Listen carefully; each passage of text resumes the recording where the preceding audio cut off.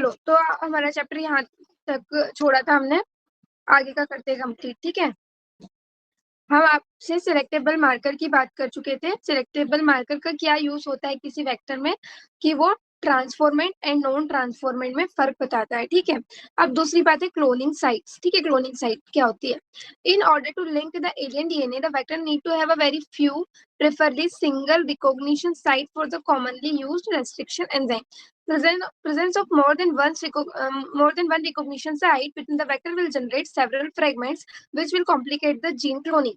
अब देखिए, ये बोल रहा है कि एक कोई क्लोनिंग साइट होनी चाहिए या फिर रिकॉग्निशन साइट होनी चाहिए जहां से वो डीएनए को कट करेगा।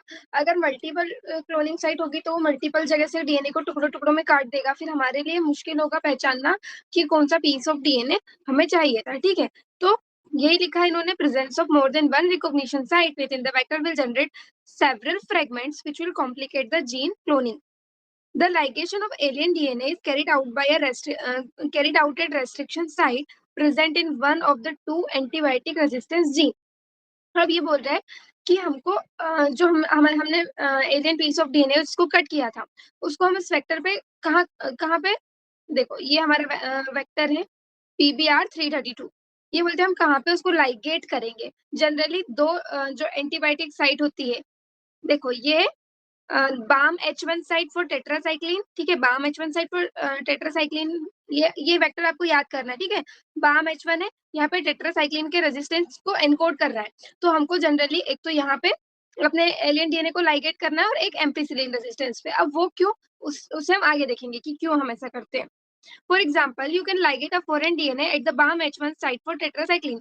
Resistance gene in the vector PBR322.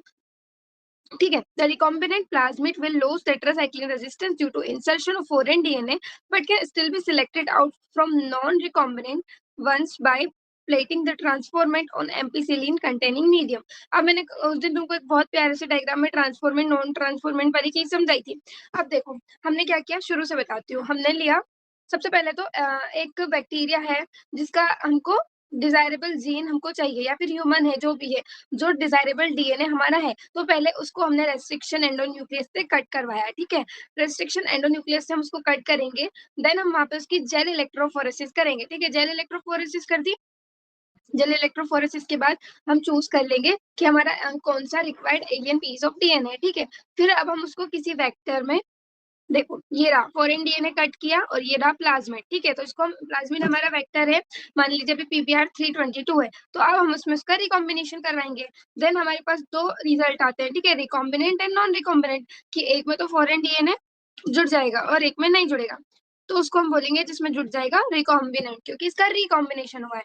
अब ये है हमारा होस्ट बैक्टीरिया। ठीक है, होस्ट बैक्टीरिया है, तो जब जुड़ने की बात होती है तो इसको हम किस साइट पे जोड़ेंगे, ये वाली हमारी बात चल रही है। तो ये बोल रहे हैं कि हम बाम H1 साइट पर अगर जोड़ेंगे, मान लीजिए वहां पर टेट्रासाइक्लिन रेजिस्टेंस था। ठीक है, अब ये वेक्टर था।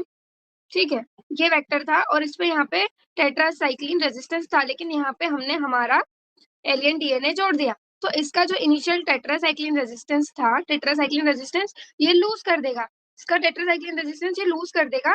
पर फिर भी इसके पास जो एम्पीसिलिन रेजिस्टेंस वाली साइट थी वो बची थी। ठीक है, एम्पीसिलिन वाली साइट बच गई थी, तो एम्पीसिलिन का रेजिस्टेंस इस वेक्टर में अभी भी रहेगा। अब देखिए, जो भी ट्रांसफॉर्मेशन हुआ है वो दो बैक्टीरिया है। ठीक है, तो ये है नॉन ट्रांसफॉर्मेंट, इनको हमने कैसे पता करा था, ये ट्रांसफॉर्मेंट एंड नॉन ट्रांसफॉर्मेंट को हम एक दूसरे से कैसे अलग कर रहे थे, मैंने सिलेक्टेबल मार्कर में आपको बताया था। अब देखो, अगर हम ट्रांसफॉर्मेंट में देखेंगे तो इस बैक्टीरिया के पास एम्पीसिलिन रेजिस्टेंस है, पर टेट्रासाइक्लिन रेजिस्टेंस इस प्लाज्मिड के पास नहीं है। ठीक है, टेट्रासाइक्लिन रेजिस्टेंस ये लूज कर चुका है। सिमिलरली यहाँ पे एम्पीसिलिन रेजिस्टेंस भी है, टेट्रासाइक्लिन रेजिस्टेंस भी है। अब अगर हम इन बैक्टीरिया को टेट्रासाइक्लिन वाली कल्चर प्लेट में डालेंगे तो ये नहीं बचेंगे, और अगर इसमें डालेंगे तो ये बच जाएंगे। तो इस तरीके से हमको पता चल जाएगा कि ये वाला जो बैक्टीरिया है, ये जो है ये रिकॉम्बिनेंट है। ठीक है, ये वाला जो बैक्टीरिया है यहाँ पे रिकॉम्बिनेशन वाला वेक्टर हमारा होस्ट में गया हुआ है। समझे, समझ में आया तुम लोगों को?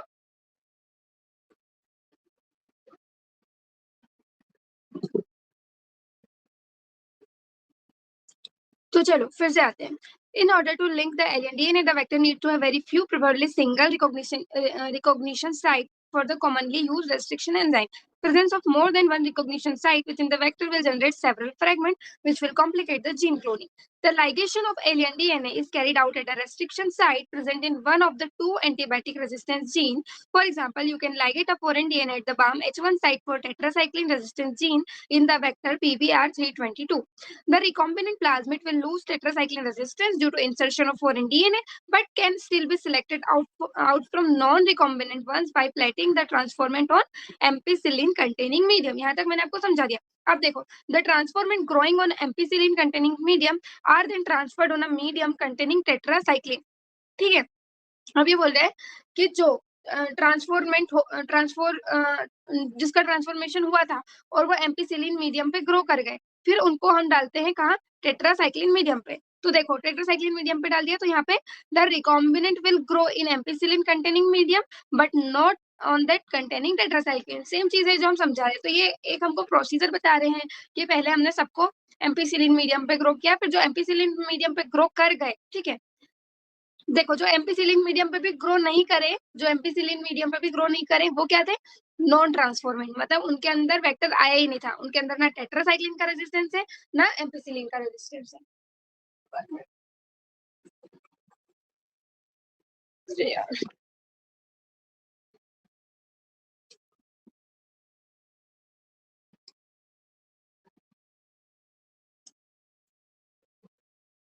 समझ गए.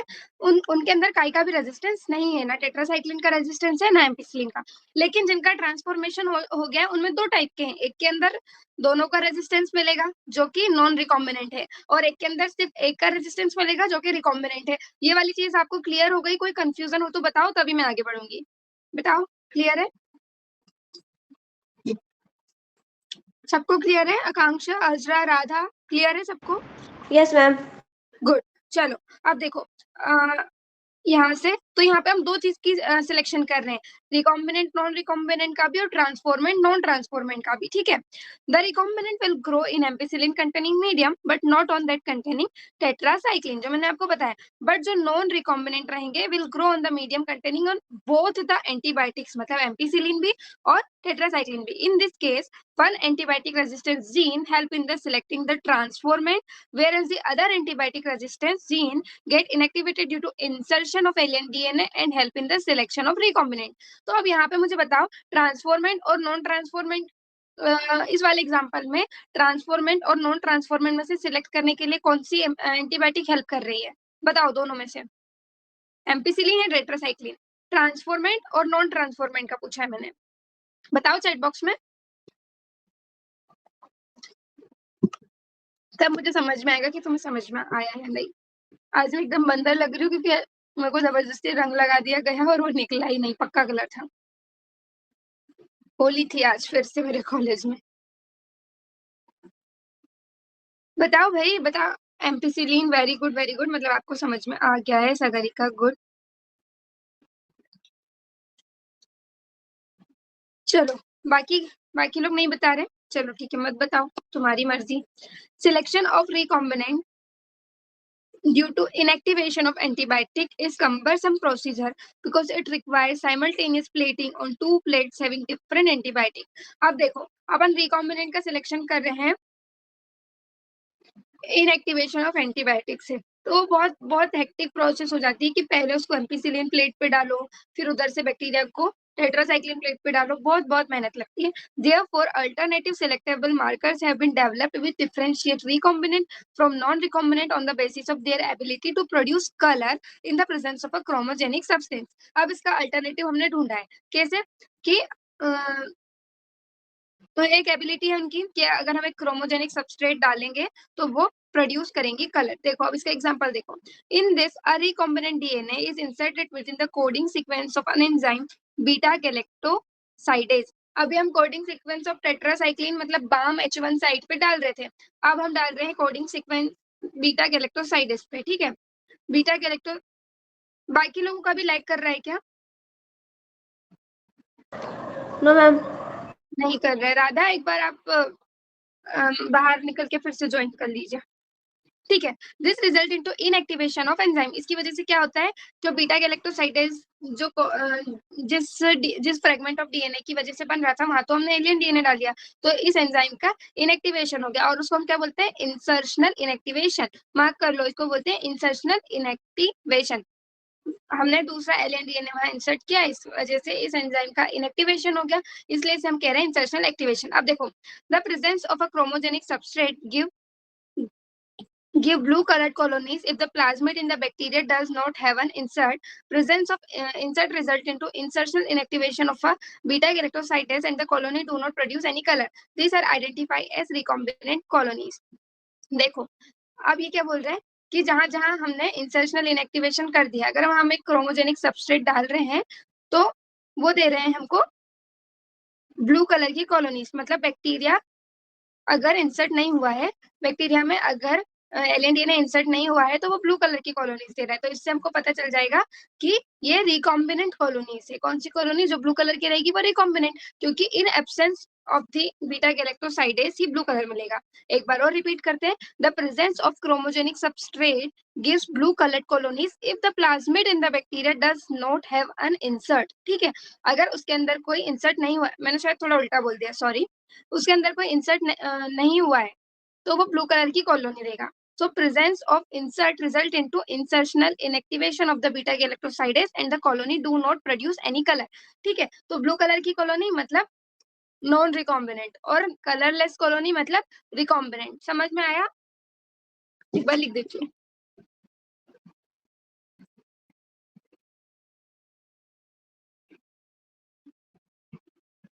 क्योंकि ब्लू कलर से बीटा गैलेक्टोसाइडेज की प्रेजेंस में ही आ रहा है। ठीक है, तो बीटा गैलेक्टोस, ये बहुत कंफ्यूजिंग चैप्टर है, ये लोग ना साफ साफ लिखते भी नहीं है, बहुत घुमा घुमा के लिखते हैं।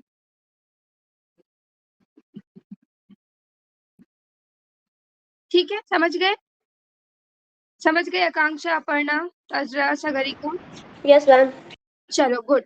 तो अब देखो, vector for cloning genes in plant and animal. अब प्लांट एंड एनिमल्स में क्या होता है, वेक्टर की बात करें, देखो, you may be surprised to know that we have learn the lesson of transferring genes into plants and animals from bacteria and virus which have known this for ages, how to deliver genes to transform eukaryotic cell and force them to do what the bacteria or virus want।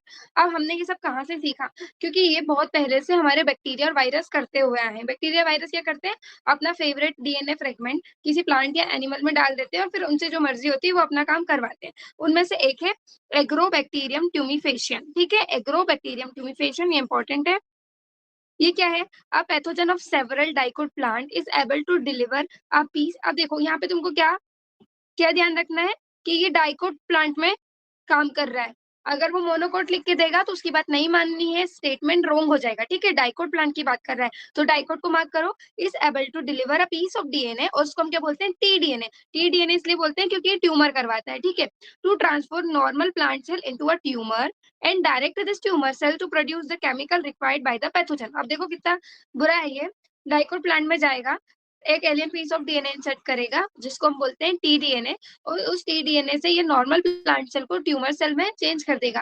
फिर tumour से कुछ chemicals release होते हैं जो कि इस pathogen को useful होते हैं, तो ये उन केमिकल को रिलीज कराने के लिए प्लांट की हेल्प लेता है। ठीक है, सिमिलरली जो रिट्रोवायरस होते हैं एनिमल में have the ability to transform normal cell into cancerous cell. ठीक है, तो एक इंपॉर्टेंट चीज हो गई रिट्रोवायरस, जो कि नॉर्मल सेल को कैंसरस सेल में ट्रांसफॉर्म करते हैं। A better understanding of the art of delivering gene by pathogen in their eukaryotic host has generated knowledge to transform these tools of pathogen into useful vector for delivering genes of interest to human. अब इनका हम है ना use करते हैं कि इनको आती है ये आर्ट, इनमें ये कला है कि कैसे हम ट्रांसफॉर्मेशन करते हैं। पर अब ये अपने अपने फायदे का जीन ट्रांसफॉर्म ना करके ह्यूमंस के फायदे का जीन ट्रांसफॉर्म करेंगे, ऐसे हम इनको मॉडिफाई कर लेते हैं। देखो, the tumour inducing Ti plasmid of Agrobacterium tumefaciens has now been modified into a cloning vector which is more pathogenic to the plant but is still able to use the which is no, वही तो मैं सोच रही हूँ इन्होंने गलत क्यों लिखा, which is no more pathogenic to the plant but is still able to use the mechanism to deliver gene of our interest into variety of plant। मतलब अब हमने जो टीआई प्लाज्मिड था एग्रोबैक्टीरियम ट्यूमिफेशन का, उसको मॉडिफाई कर दिया है, उसकी पैथोजेनिसिटी मतलब वो जो पैथोजेनिक था उस चीज को तो हटा दिया है, पर उसमें अभी भी ये वाली कला है, ये वाली आर्ट है कि वो gene of our interest transform करता है कई में वैरायटी ऑफ प्लांट्स में। सिमिलरली रेट्रोवायरस है आल्सो बी डिसआर्म मतलब उसकी पैथोजेनिसिटी खत्म कर दी है and now we use to deliver desirable gene into animal cell. तो एनिमल के लिए कौन सा यूज कर रहे हैं? रेट्रोवायरस, ये ध्यान रखना है। एनिमल सेल के लिए हम यूज कर रहे हैं, एनिमल सेल को ट्रांसफॉर्म करने के लिए यूज कर रहे हैं रेट्रोवायरस, प्लांट सेल को ट्रांसफॉर्म करने के लिए हम टीआई प्लाज्मिड, ठीक है, प्लांट, ठीक है, टीआई प्लाज्मिड यूज कर रहे हैं। So once a gene or a DNA fragment has been ligated into a suitable vector, it is transferred into a bacteria, plant or animal host where it multiplies. समझ गए? यहाँ तक सबको clear है? अब देखो दूसरी बहुत इंपॉर्टेंट चीज है competent host for transformation with recombinant DNA. अब देखो हमने alien piece of DNA cut किया, ठीक है, कट करने के बाद उसको वेक्टर में जोड़ के रिकॉम्बिनेंट डीएनए बना लिया। अब उसको किस होस्ट में डालना है, उसकी कॉम्पिटेंसी चेक करनी पड़ेगी कि वो किस होस्ट के काबिल है। हर किसी में तो डाल नहीं देंगे जहां वो रेप्लिकेट ही नहीं करे, अपनी मल्टीपल कॉपीज ही ना बनाए, तो क्या फायदा। देखो सिंस उसको कॉम्पिटेंसी क्रिएट करनी पड़ेगी, ठीक है। Since DNA is a hydrophilic molecule, mark करो हाइड्रोफिलिक। और एक और चीज हमने बताई थी डीएनए मॉलिक्यूल पॉजिटिव होता है या नेगेटिव होता है, बताओ पॉजिटिव होता है या नेगेटिव होता है? Negative ma'am. हाँ तो अब डीएनए के बारे में हमको दो चीजें पता है, एक तो ये हाइड्रोफिलिक है, दूसरा ये नेगेटिव है। It can not pass through cell membranes. देखो जो हाइड्रोफिलिक मॉलिक्यूल होते हैं वो सेल मेम्ब्रेन को क्रॉस नहीं कर सकते क्योंकि ये पानी से प्यार करते हैं। हाइड्रो मतलब वाटर, फिल मतलब लव, ये पानी से प्यार करते हैं। और जो हमारी मेम्ब्रेन बनी होती है ना सेल मेम्ब्रेन, वो लिपिड की होती है, तो जो पानी से प्यार करता है वो लिपिड मेम्ब्रेन में नहीं घुस सकता, ठीक है। ये इस वाई का जवाब मैंने तुम्हें दिया। तो in order to force bacteria to take up the plasmid, the bacterial cell must first be made competent to take up DNA. तो पहले तो हमें बैक्टीरियल सेल को कॉम्पिटेंट बनाना पड़ेगा ताकि वो डीएनए को अपने अंदर एंट्री करने दें, ठीक है। तो this is done by treating them with a specific concentration of divalent cation such as calcium which increase the efficiency with which DNA enters the bacterium through pores in its cell wall। अब देखो हम क्या करते हैं, एक specific concentration लेते हैं, again यहाँ पे आपका इंपॉर्टेंट हो जाता है डाइवेलेंट कैटायन, और सच का एग्जांपल है कैल्शियम। डाइवेलेंट मतलब जिसकी दो वैलेंसी हो, कैल्शियम 2+, ठीक है। तो उसकी वजह से क्या होता है कि जो सेल वॉल में पोर्स होते हैं उनके थ्रू डीएनए एंटर कर जाता है। कहाँ से करेगा, अभी भी डिसॉल्व नहीं हो रहा है, पोर्स के थ्रू एंटर कर रहा है, through pores in its cell wall. अब देखो recombinant DNA can then be force into such cell by incubating the cell with recombinant DNA on ice followed by placing them briefly at 42 degrees Celsius, मतलब heat shock, and then putting them back on the ice. This enable the bacteria to take up the recombinant। अब दूसरी process है, इतना torture कर रहे हैं recombinant DNA और bacteria दोनों को, सबसे पहले इंक्यूबेट कर रहे हैं। देखो incubating the cell with recombinant DNA पहले on ice followed by placing them 42, फिर आइस के बाद उनको हीट शॉक दे रहे हैं 42 डिग्री सेल्सियस पे, और फिर से उनको आइस पे डाल रहे हैं तो वो बैक्टीरिया उसको अपने अंदर ले रहा है। अब देखो this is not the only way to introduce alien DNA into the host cell, मतलब और भी तरीके हैं। In a method known as micro injection. अब देखो micro injection, recombinant DNA is directly injected into the nucleus of animal cell। अब देखो इसको याद कैसे करना है, जो माइक्रो इंजेक्शन होता है ना वो एनिमल सेल के लिए होता है। तो तुमने देखा होगा कि इंजेक्शन तो हम एनिमल को ही लगाते हैं या फिर ह्यूमंस को लगाते हैं, ठीक है। कोई प्लांट को इंजेक्शन लगाता है क्या? तो नहीं लगाता। तो माइक्रो इंजेक्शन वाली जो टेक्निक है वो एनिमल सेल के लिए है। अब देखो इन अनदर मेथड जो कि सुटेबल फॉर प्लांट्स है, suitable for plants, cells are bombarded with high velocity microparticles of gold or tungsten coated with DNA in a method known as biolistics और gene gun. अब देखो अब ये क्या है, गोली चला रहे हैं, गोली चला रहे हैं, तो हमें इतना सा प्रोसीजर करना है, हम किसी एनिमल पे गोली चला देंगे क्या?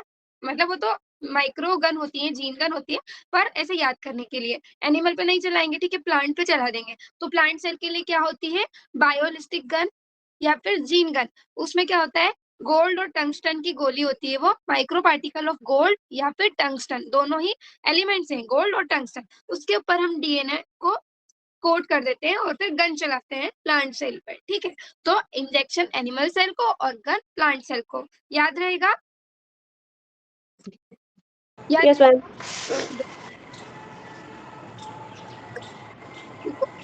And the last method used, and the last method uses disarmed pathogen marker which when allowed to infect the cell transform the recombinant DNA into cell. अब देखो तीसरी मेथड है डिसआर्म्ड पैथोजन, मतलब कि पैथोजन उसके नाम में है, मतलब कि पैथोजेनिसिटी है, ये इन्फेक्शन करवा सकता था, ठीक है, पर अभी हमने उस पैथोजन को डिसआर्म कर दिया है, जैसे कि हम वैक्सीन में करते हैं। वैक्सीन में हम जनरली क्या इंजेक्ट करते हैं, हम पैथोजन इंजेक्ट करते हैं, बट वो एटीन्यूटेड होता है, डिसआर्म्ड होता है। तो ऐसे ही हमने डिसआर्म पैथोजन डालते हैं जो कि इन्फेक्ट करता है सेल को और recombinant DNA को ट्रांसफर कर देता है होस्ट में।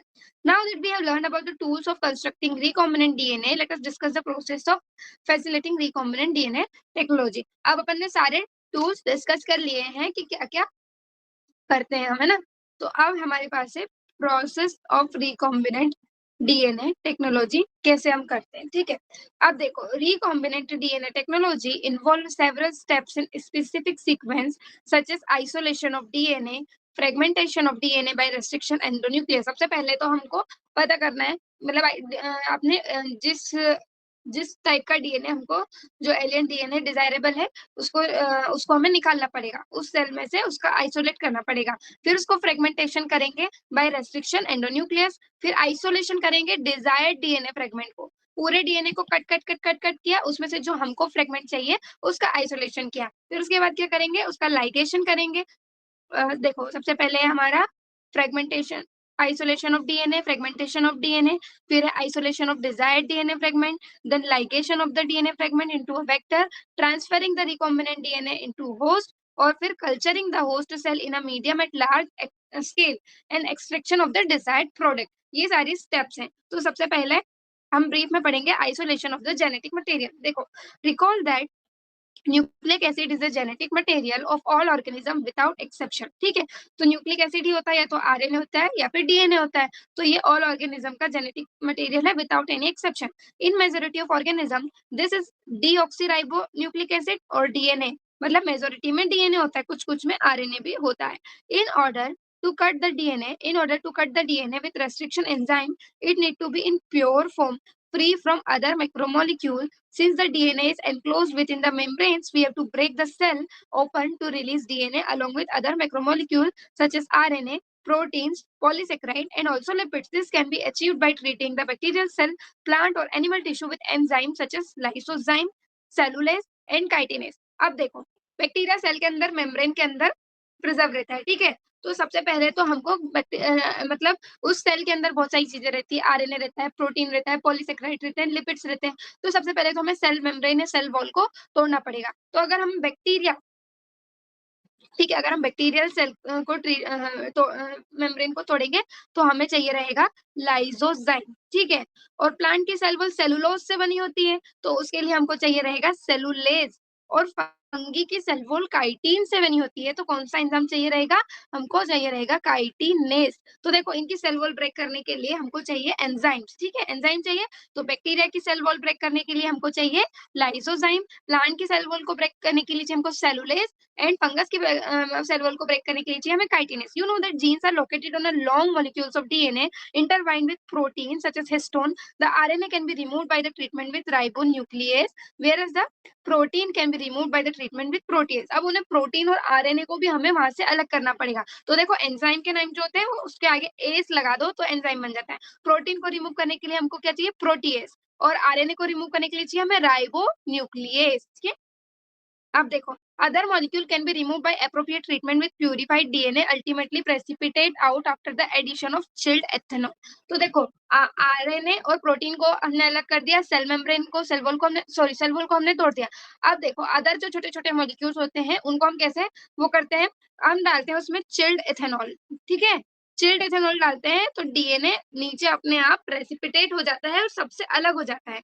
तो this can be seen as collection of fine threads in the suspension. अब देखो, ये दिख रहा है, ये थ्रेड लाइक स्ट्रक्चर दिख रहा है, ये डीएनए चिल्ड इथेनॉल डालने के बाद डीएनए ऐसा आ गया। तो DNA that separate out can be removed by, ये प्रोसेस का नाम बहुत बार क्वेश्चन में आ चुका है, स्पूलिंग। आप जैसे इस ये वाला जो यहाँ पे ये दिखा रहे हैं ना, इसको ऐसे करके निकाल रहे हैं, इस प्रोसेस को हम स्पूलिंग बोलते हैं। एक प्रोसेस मैंने आपको बताई थी इल्यूजन, जब हम जेल इलेक्ट्रोफोरेसिस के जेल से डीएनए को निकाल रहे थे, उससे बोल रहे थे इल्यूजन, और इसे बोल रहे हैं हम स्पूलिंग। देखो कहाँ लिखा है एनसीईआरटी ने मस्त, और क्वेश्चन पूछ लेती है वहां से।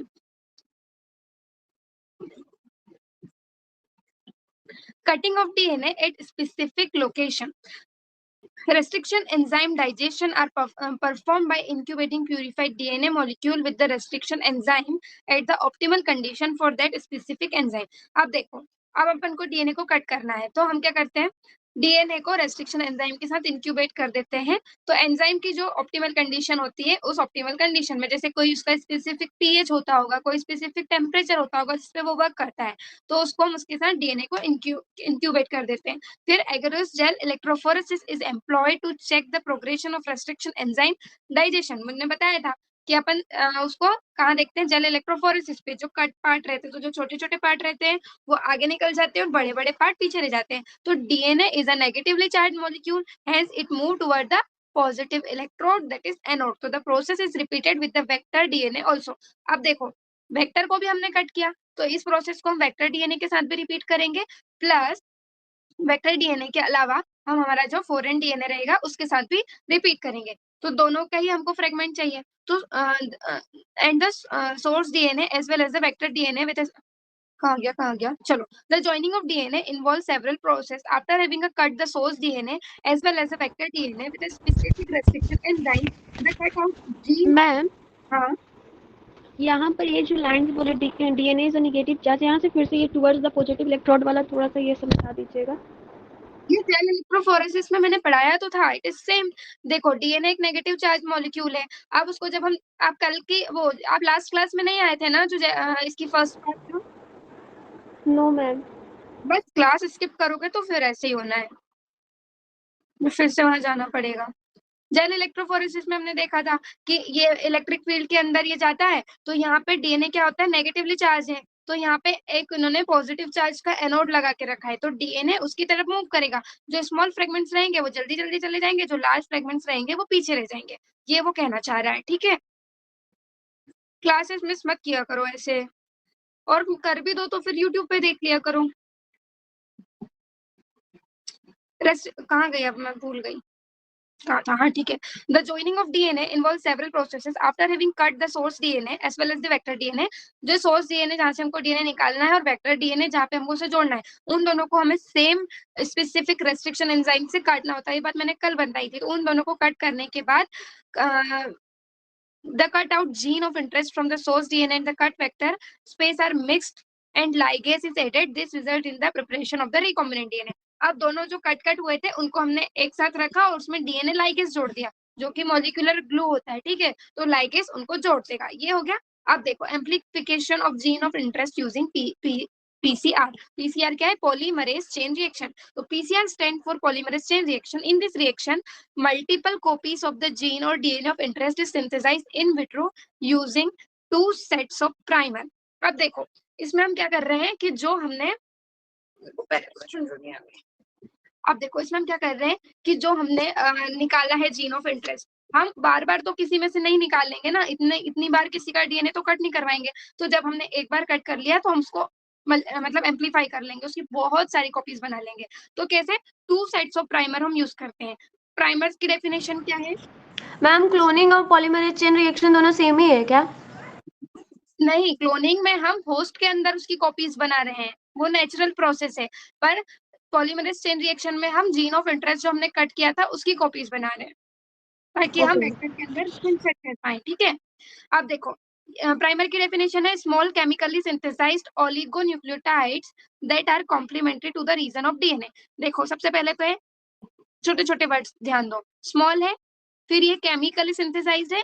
ओलिगोन्यूक्लियोटाइड्स क्या होता है, ओलिगो मतलब जिसमें एक से मतलब 2 से लेके 10 तक बेस पेयर हो। मोनोन्यूक्लियोटाइड जिसमें एक ही न्यूक्लियोटाइड प्रेजेंट होता है, और ये 10 तक की एक चेन होती है, इसलिए small chemically synthesised oligonucleotide that are complementary to the region of DNA, जो कि डीएनए के रीजन के कॉम्प्लीमेंट्री होता है। अब देखो, और दूसरा क्या चाहिए होता है, एंजाइम डीएनए पॉलीमरेज, ठीक है, एंजाइम डीएनए पॉलीमरेज। अब देखो, the enzyme extend the primer using the nucleotides provide in the reaction and the genomic DNA as template. अब मैं तुमको एक बार डायग्राम में समझाती हूँ। हमने सबसे पहले क्या लिया, ये लिया डबल स्टैंडर्ड डीएनए।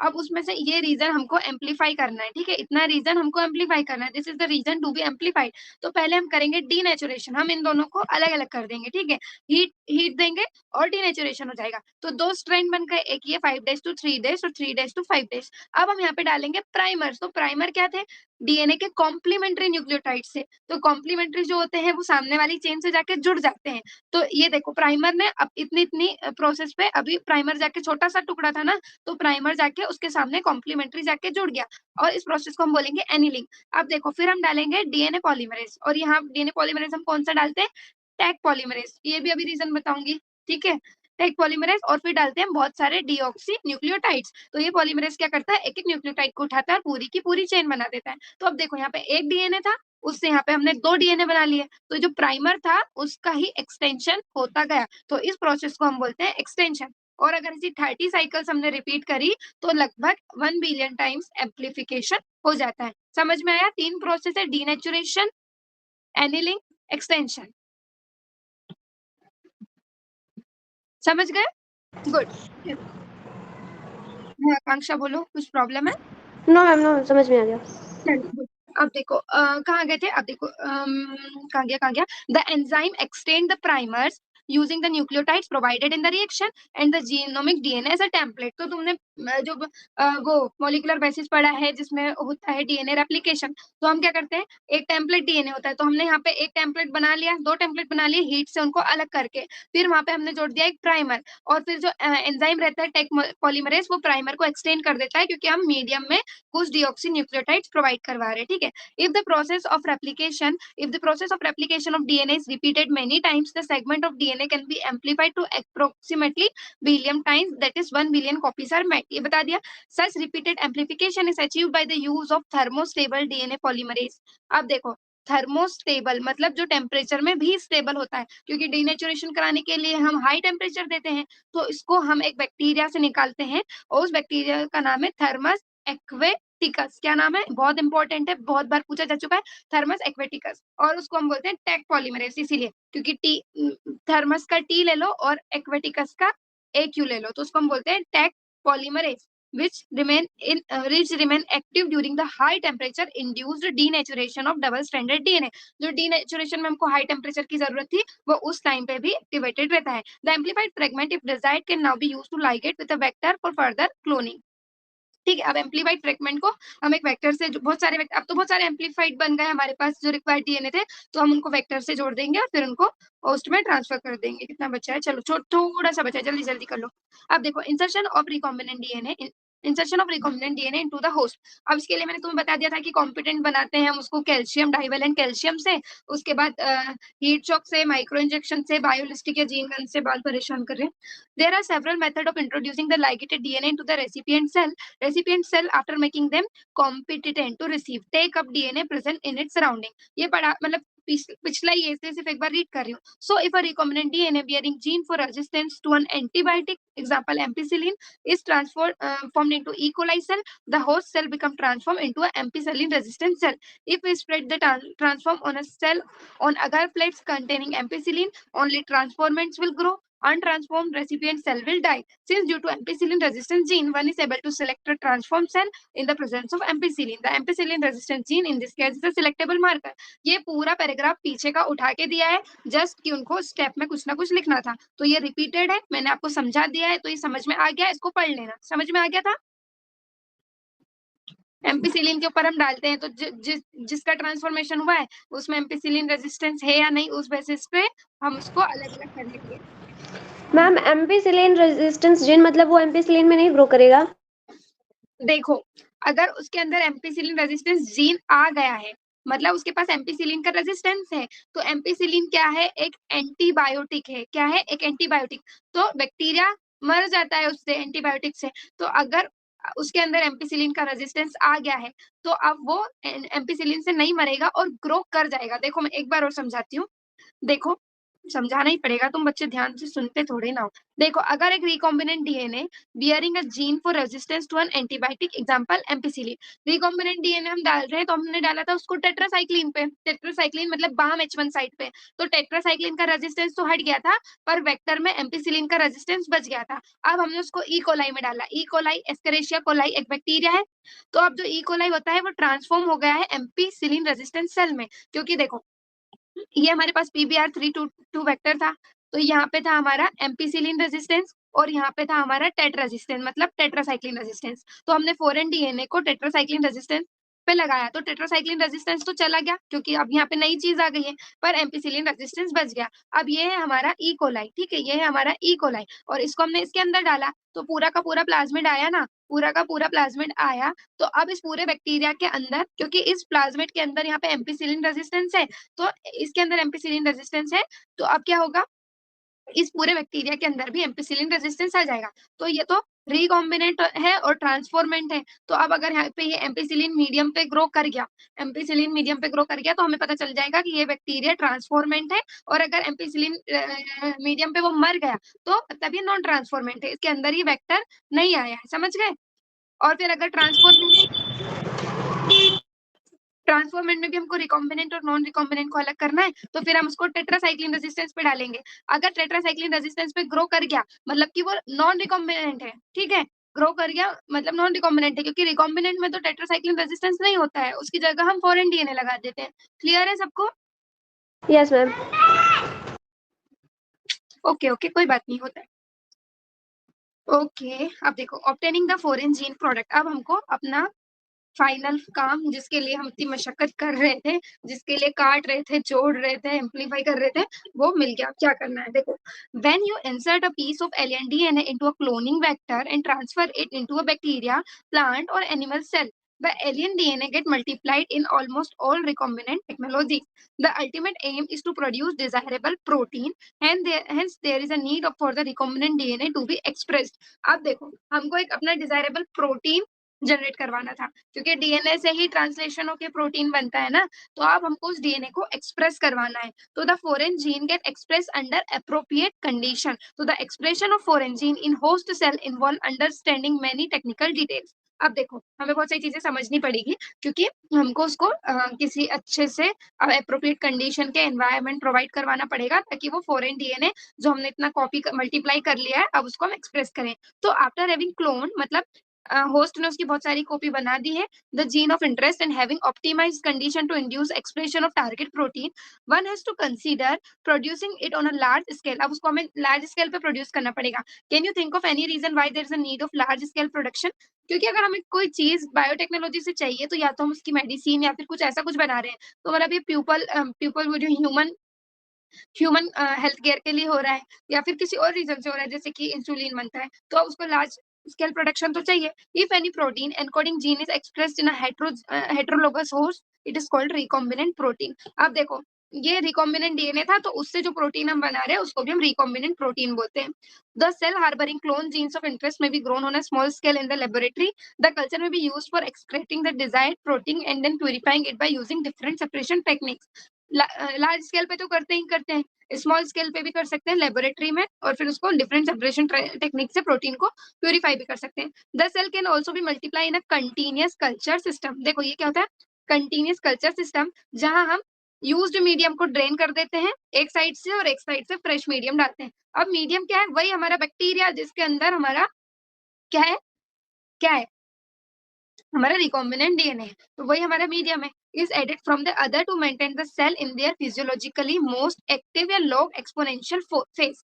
ठीक है, तो बैक्टीरिया भी कब वो करेंगे, जब मीडियम जो होगा हमारा वो कंटिन्यूअसली आता रहेगा, तो उससे क्या होगा कि हमेशा एक स्पीड जो एक्सपोनेंशियल फेज होता है, जल्दी जल्दी वो अपना प्रोटीन बनाएंगे, इसलिए हम एक साइड से तो निकालते जाते हैं और कंसंट्रेशन कम नहीं होने देते। जैसे कंसंट्रेशन कम होगा, लॉग फेज की जगह लेग फेज आ जाएगा, ठीक है, और धीरे धीरे प्रोडक्ट बनेगा। तो एक साइड से हम मीडियम डालते हैं, एक साइड से निकल जाते हैं, निकालते रहते हैं। तो this type of culturing method produce a larger biomass leading to higher yield of desire protein. अब इस पे आपको AR रहमान वाला क्वेश्चन आ सकता है, मतलब असर्जन रीजन वाला क्वेश्चन, कि वो बताएंगे आपको कि अपन एक ये जो रहता है कंटिन्यूअस कल्चर सिस्टम यूज करते हैं इन लार्ज स्केल, और रीजन में दे देंगे to maintain the cell in their physiologically most active and log exponential phase. ये हो जाएगा रीजन. तो assertion and reason both are correct and reason is the correct explanation of the assertion. समझ में आ गया? समझ में आ गया बच्चों? Yes, ma'am. Okay.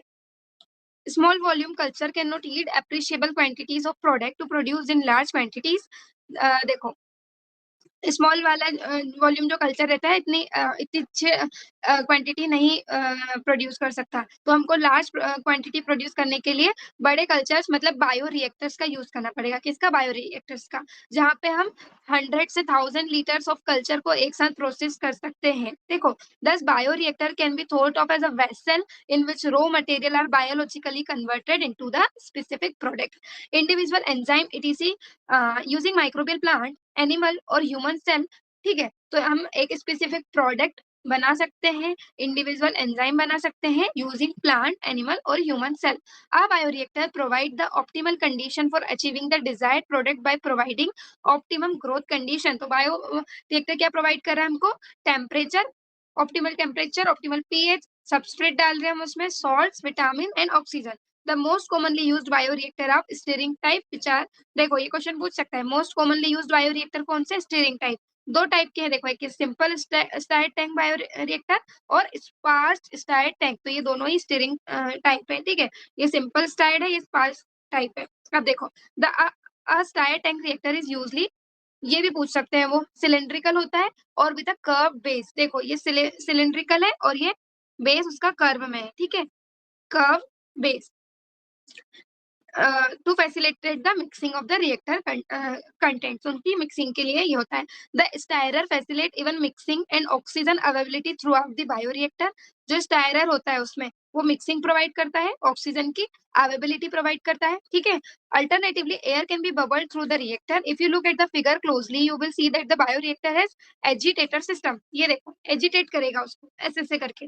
तो ये है ऑक्सीजन बबल. ठीक है, और यहाँ पे होता है गैस एंट्रेनमेंट. ठीक है, gas entrainment.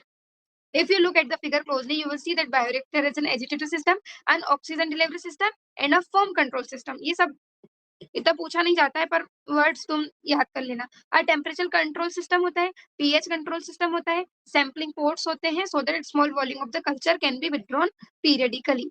ठीक है, सैम्पलिंग पोर्ट्स में से जो कल्चर हो चुका है उसको हम छोटा छोटा करके बाहर निकालेंगे. फिर होती है हमारी downstream processing. After completion of the biosynthetic stage the product has to be subjected through a series of process before it is ready for marketing as a finished product. अब देखो, उसको निकाल तो लिया पर उसके बहुत सारे हमें चेक करने पड़ेंगे कि ये मतलब कोई टॉक्सिसिटी तो नहीं कर रहा है. ठीक है, उसका सेपरेशन, उसका प्यूरिफिकेशन, ये सब हमको करना पड़ेगा. तो जो डाउन स्ट्रीम प्रोसेस होती है उसमें दो प्रोसेस इन्वॉल्व होती है, सेपरेशन एंड प्यूरिफिकेशन. ये क्वेश्चन नीट का बहुत बार पूछा जा चुका है. Down streaming processes include separation and purification. दो process, separation and purification, which are collectively referred to as downstream processing. The product has to be formulated with suitable preservatives. उसमें preservative डालते हैं ताकि वो खराब ना हो. Such formulation has to undergo through clinical trials. As in case of drug, अगर कोई दवाई है तो उसका क्लिनिकल ट्रायल होता है, फिर वो मार्केट में आती है. Strict quality control testing for each product is also required. इसकी क्वालिटी टेस्टिंग होती है. The downstreaming processing and quality control testing vary from product to product. ठीक है, ये पूछ सकता है वो, एज ए स्टेटमेंट दे सकता है आपको, ट्रू और फॉल्स, कितने ट्रू है कितने फॉल्स वाले क्वेश्चन में. तो यहाँ पे हमारा बायोटेक्नोलॉजी चैप्टर 1 कंप्लीट होता है. कैसा लगा गाइस आपको चैप्टर और सेशन दोनों?